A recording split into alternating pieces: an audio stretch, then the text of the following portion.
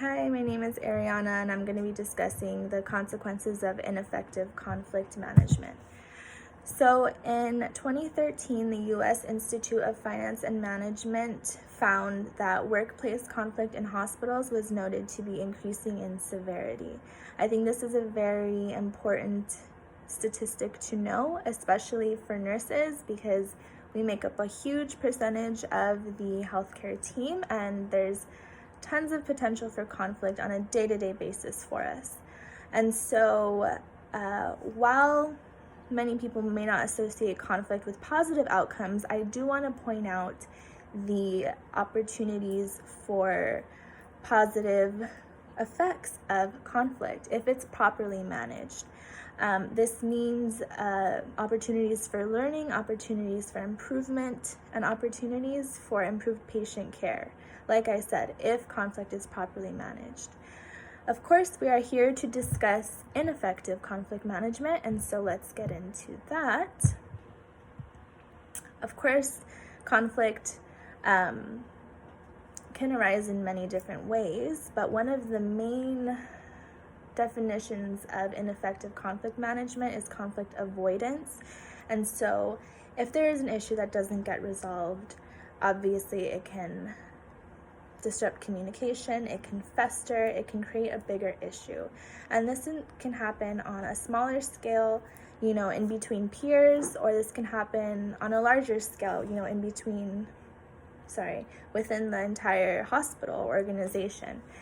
And so there's many different opportunities for conflict to arise. One of the most devastating repercussions of ineffective conflict management is patient harm, and so I want to discuss that first. So I found a study by Cheryl Patton where X-ray technicians were interviewed about workplace conflict, and so many of them were interviewed and gave sort of an insight of what the conflict in their workplace looked like. And so they gave answers such as they would give people the silent treatment, they would say rude comments to each other, they would show aggression towards one another, all of these, of course, leading to disruptive communication. And it got so bad to the point where one person told about a situation where a code wasn't called in time simply because the person who was in charge of calling the code, or who was asked to call the code, had a conflict with the person who was with the patient. And so that's obviously a very big example of how patients can be harmed when conflict isn't managed properly and when it becomes an ongoing issue. So these small interactions can create an environment of mistrust.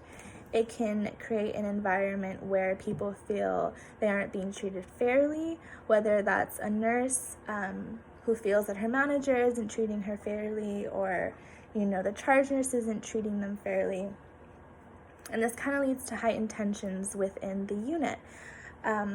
All of these feelings, of course, will eventually lead to poor morale or job dissatisfaction. And that's a huge issue too, because that means that hospitals have a hard time retaining their nurses, and this leads to financial loss in hospitals. So, as you can see, there is a very interconnected web of the effects that can happen when conflict isn't properly managed.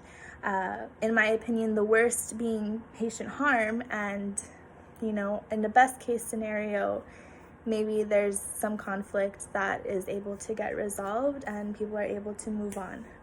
So, thank you.